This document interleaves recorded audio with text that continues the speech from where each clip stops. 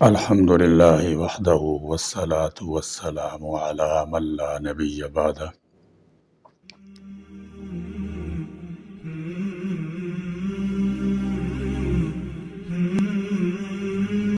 انسان کے سیکھنے کا عمل ہمیشہ جاری رہنا چاہیے۔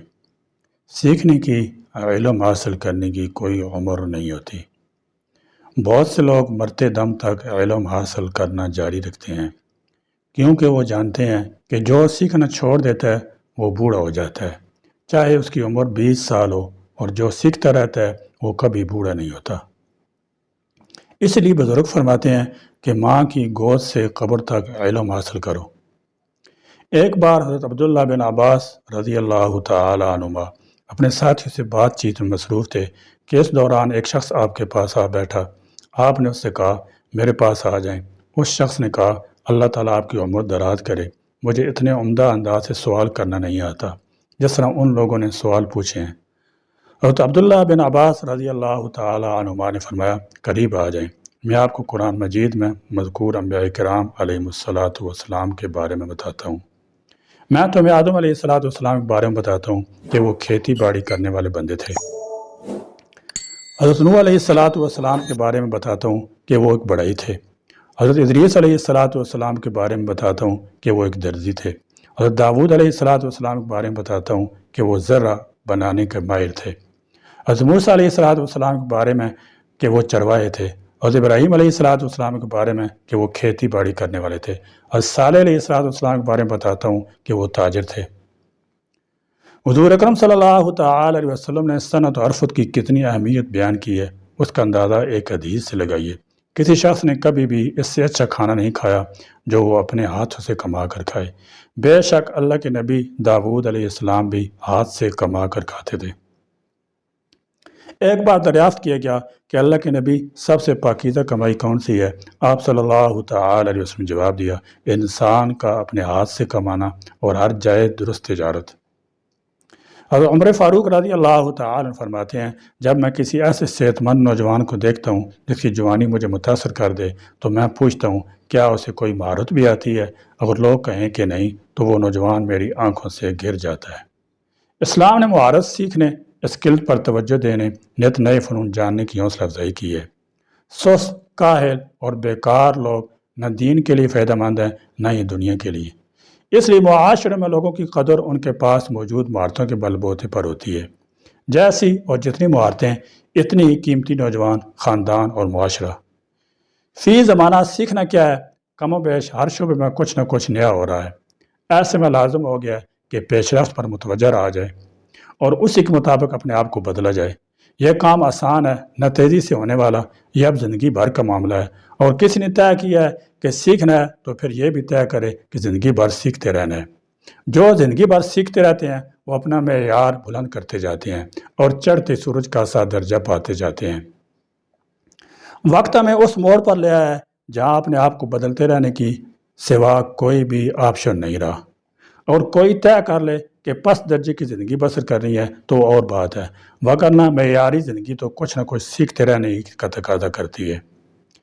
جدید ترین ٹیکنالوجی، بالخصوص IT سے متعلق ایپس اور دیگر جدتوں نے سیکھنے کے عمل کو تیز اور پیچیدہ کر دیا ہے۔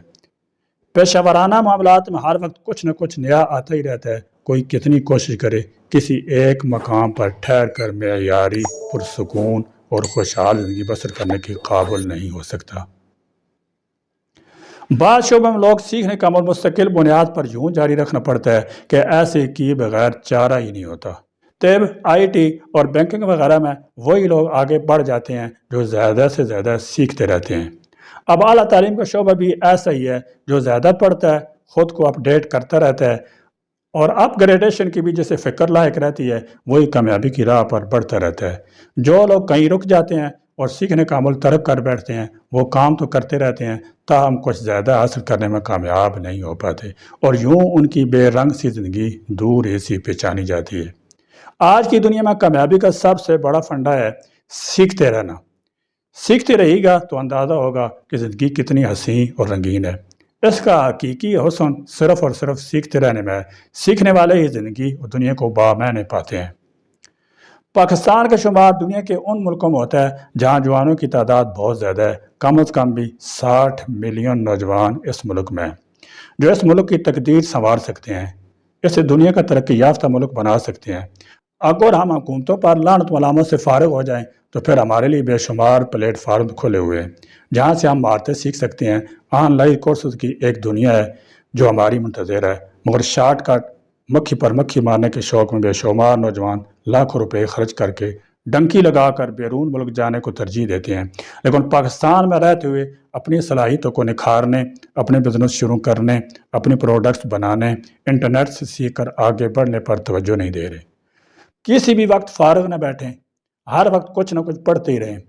امریکہ یورپ میں کس قدر پڑھنے کا رجحان ہے کہ اگر بس آنے میں 2 منٹ بھی 5 منٹ بھی ہوتے ہیں تو وہ اپنے ہینڈ بیگ سے کتاب نکال کر پڑھنا شروع کر دیتے ہیں۔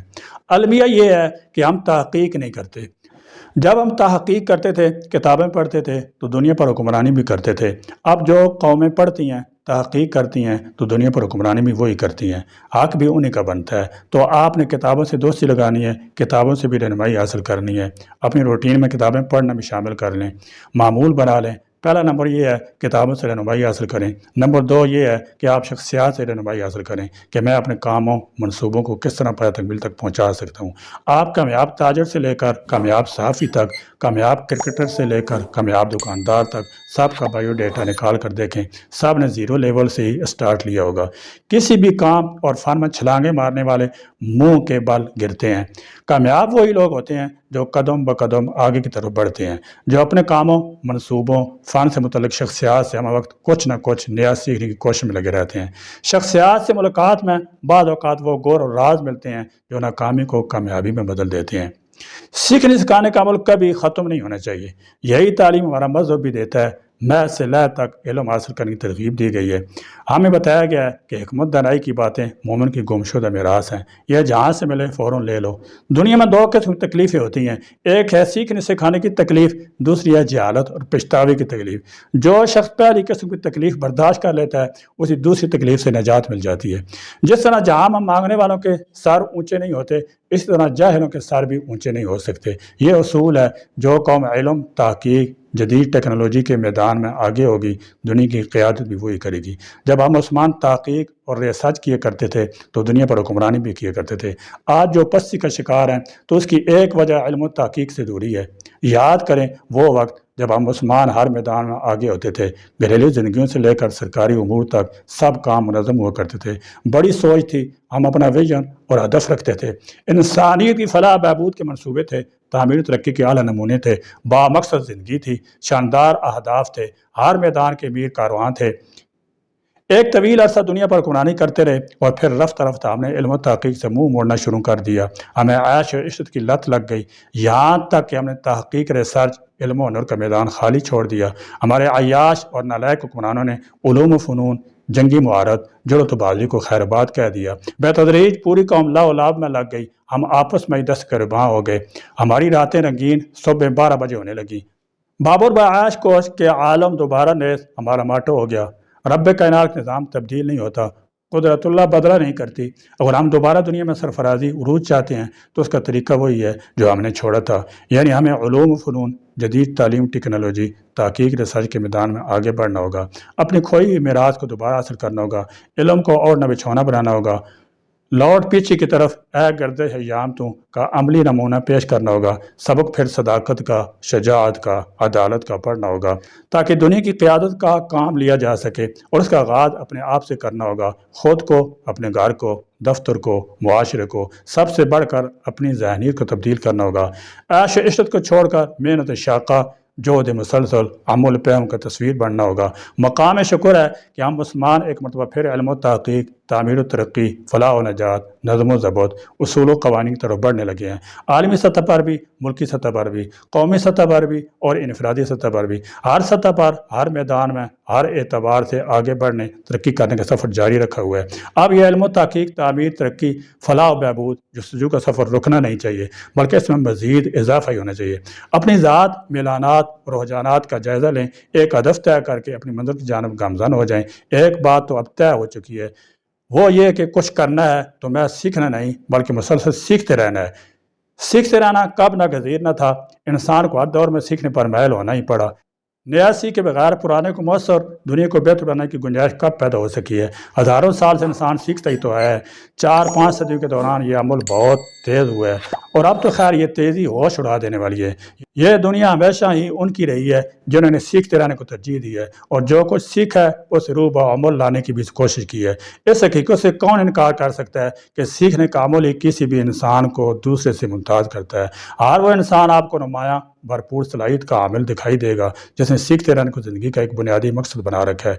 सीखने का अमल ही इंसान को वो एतमाद भी बख्शता है जिसकी बुनियाद पर बड़े बड़े काम किए जाते हैं। अल्हम्दुलिल्लाह पाकिस्तान की गली गली महल्ले महल्ले में डिजिटल लर्निंग के कोर्सेज शुरू हो चुके हैं। सोशल मीडिया पर बेशुमार लोग हैं जो कोर्सेज करवा रहे हैं। Digital marketing, graphic designing, web development, sales management, data science, AI, machine learning वगैरह इतने प्लेटफार्म हमारे नौजवानों को मुंतज़िर हैं कि उनमें से किसी एक से भी वाबस्ता होने वाला नौजवान अपने वालिदैन का सर फ़ख्र से बुलंद कर सकता है। सिर्फ मसला है तो एक ही, यकसुई। हमारे नौजवान को यकसुई हासिल करना होगी। मोबाइल फ़ोन, सोशल मीडिया, मवाद के जाल में फंसने से बचना होगा।